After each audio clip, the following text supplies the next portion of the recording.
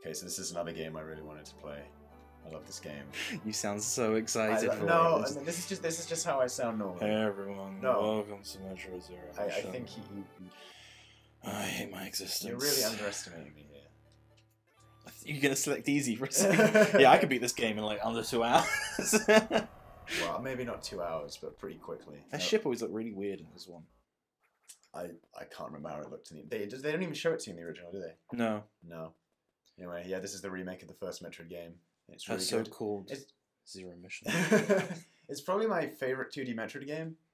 Really? Favorite? Yeah. Do you even think like Super? The thing about Super, I had to press A. The thing about Super is, I like the controls. The controls are way tighter in this. I just think it's like a more refined experience, really. What about Fusion? Fusion's a bit weird. I like it, but I think that the problem with Fusion is that it's very hand-holdy. A lot of weird story things going on.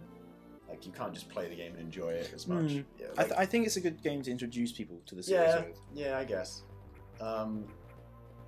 It definitely foreshadowed some of the writing in Other M, though. Like, some of the stuff that they say in that game just doesn't make a lick of sense, but at the time I didn't pay it much attention, but now... I know it was a sign of things to come. Can't wait for the Metroid 30th anniversary game. Oh yeah, I bet Link can't wait either. So yeah, so the record time for beating this game is 27 minutes. And you're gonna beat it. But that's because like the thing about the mechanics in it's also the case in Super Metroid and Fusion. There's just like a lot of like if you can exploit so many little things in the movement system, like the morph ball jump especially. There are people who can like morph ball jump infinitely and like diagonally. What? Yeah, and it's like that's how they beat the game super duper fast. That's crazy. But even if you don't want to exploit mechanics and stuff, there are also like just really well hidden secret paths that are there for you to beat the game faster. In fact, that's one of the reasons why I like this game as one of my favorite 2D Metroid games, because it's the most... I think it's the most open-ended Metroid in terms of the way you can tackle objectives. I certainly... I quite like it because it's kind of... It hasn't got all the story elements of kind of Fusion, but it's got kind of better gameplay than Super Metroid, I guess. Not in terms of like, oh, the game is so much better, but like the way Samus handles and things. Yeah, I mean, there's a lot more weapons and like crazy gear you can get in Super Metroid, but like, I just think this is as tight as it ever got. But some of the bosses in this one are pretty gnarly buckle. They added a lot of new bosses in the original. I mean, your only two objectives at the start of the game are kill Ridley and Kraid. So, no, like, it's just up to you to decide how you go about it, really. And if I can pull off what I want to pull off, I can actually go to Ridley before Kraid. Really? Yeah. That's crazy. He's going to be annoyed. He's waiting. I don't know if I can do this. It's been a while since I've played this, but you gotta go. If you shoot this, and then follow the beam down. Oh, that's cool. You can get out this way. Oh, you're just going to show me all these tricks. And you can skip. And then one day I will beat the record. Let's see, I'm not very good at speedrunning Metroid games. No, because I look at the map and go, I probably should have gone here. What about all the things I've missed? No, I've never really tried properly speedrunning it. Just having fun with all the secrets. Well, even sequence breaking, I get so kind of, no, I need to go back and see everything. Yeah, I get you. Oh, these don't refill your health, do they? No. Well, they do in Fusion? No, I don't think they do. They don't in the 2D games. Not in the 2D. Yeah, I like... properly speedrunning this game is exasperating, to say the least. Like, you need to get everything right. I don't think there's really... The only game I might be able to speedrun okay at is something like the original Mario Bros. So I played that a lot. Well, the world record was beaten really recently, wasn't it? Yeah. Oh yeah, I couldn't beat that. Yeah. I'm obviously not going for a speedrun because I'm using save points, and of course you don't use save points. If you're going for a speedrun, you might die. I like going on, I think it's called Twin Galaxies, the records for games. And at one point I thought, oh yeah, I'll try and go for a game record. And I was looking through their lists. This was like their old website a couple of years back, which wasn't very good. And I was like, oh yeah, I'll see what they got. And what games have they got on there? I looked through what games that they had, what games I had. Yeah. Okay, what obscure games do they have on there? And then I managed to beat the world record for Daytona on the Sega Saturn. Awesome. And then I realized you had to pay to send it in. Aww. And I was like, It reminds me of, do you remember Nintendo Official Magazine, where they'd have like the challenge sections? yeah. Where you send in your like your submissions, and I think you could win prizes and stuff if you were good enough. Those were the days. The thing I mainly remember from the Nintendo magazine was that you could create your own covers, and then they'd showcase them every month. Yeah. I never got it. And I've looked back at some of my covers I made as a kid, and I'm like, oh, no wonder I never got this. What was I thinking? I hate these guys here. So tedious. It's gonna my gamepad's gonna explode by the end of this.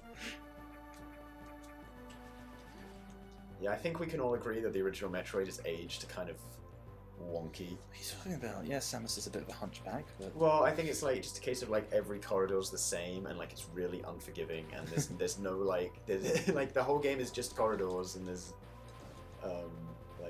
very little direction. Like I think like to some extent there are like a lot of Metroidvania games that took what the first Metroid did and did it better, but then Super Metroid came along and they just destroyed everything. Well, I think we were saying this a few days ago that I personally am not a big fan of Metroidvania games. I like them in Metroid. Yeah.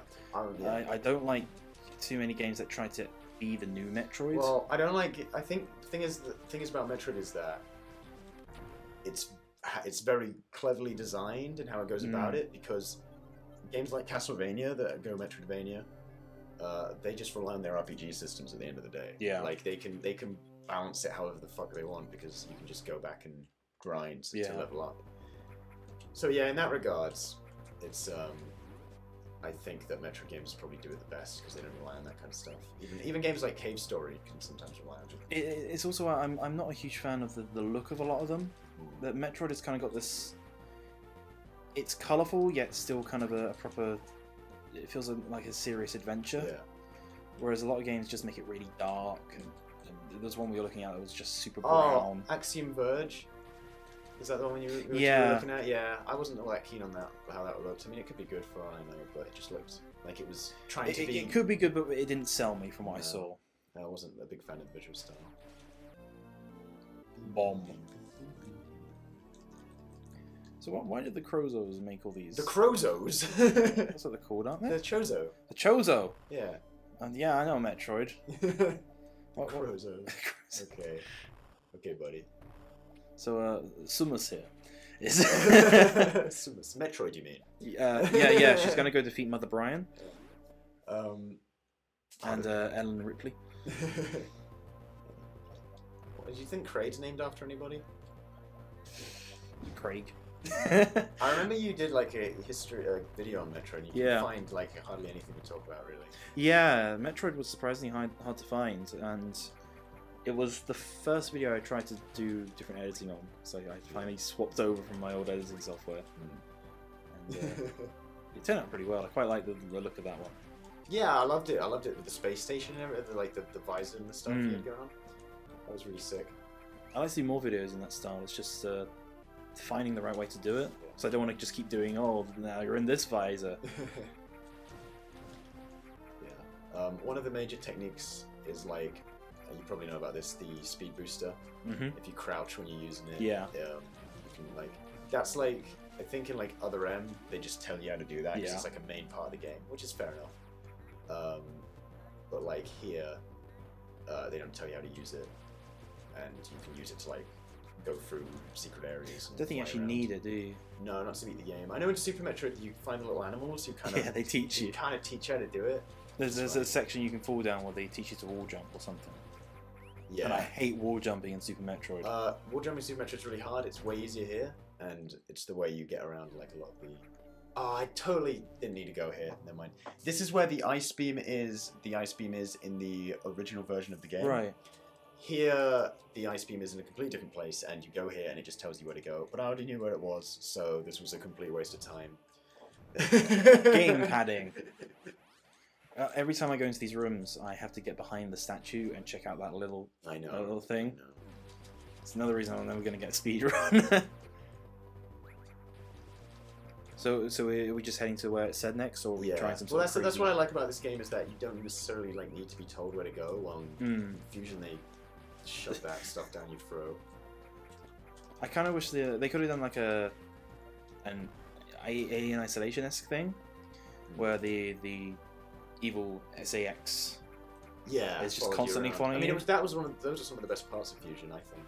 Definitely where the SAX is chasing you. Wasn't there a 2D Alien game on the DS that was kind of Metroid? Well, Metroid itself is just based off of Alien. Yeah, but I mean, like, obviously, probably. Like, I haven't played it. I know some interesting facts about the creation of this one. It started off looking a lot more cartoonish. Zero-mish. Yeah, tons. Like, you know how in the original Metroid, she has got a bit of a humpback. Yeah. Really long, weird visor. It looked like that originally. Oh yeah. I'm glad they did not do that. The only real leftover from that is the look of her ship, I think. Which is probably why it looks so weird to me. Yeah. And the Fusion, I think, started on the Game Boy Color, and it was really different. It was just called Metroid 4. Yeah, and it had like weird lasers. It was a weird grapple beam thing. I remember that. That was so weird. Oh no, God. Yeah, this game is straight up dope though. Like, it just feels so good. Wouldn't a new one be good? Yeah. Oh my God! For like 8 years now, there's been this guy who was remaking Metroid 2 on this engine. Ah. For like, I think he's still at it. He's been like, I swear to God, he's been making it for 8 years or more now, and it looks sick. There's like a trial you can play, and it plays really cool.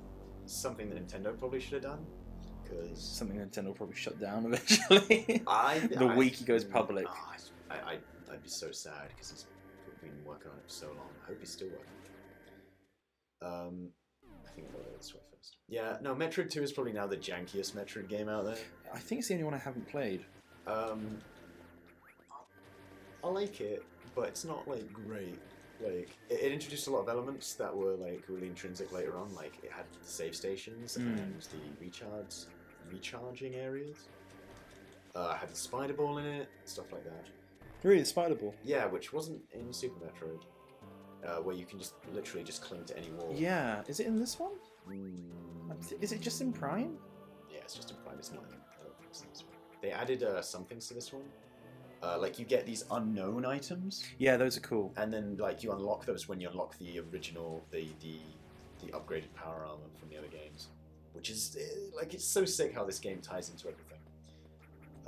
Like it adds sections that were in Super Metroid.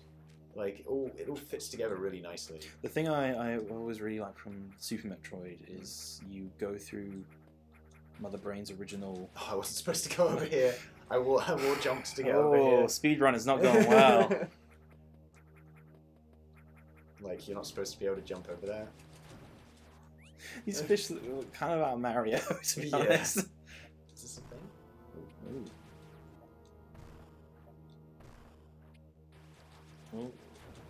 Well, good job. Oh no, there we go. So where are we going now? Are you just lost? You get we're going to get an item that wasn't in the original, which is the grip.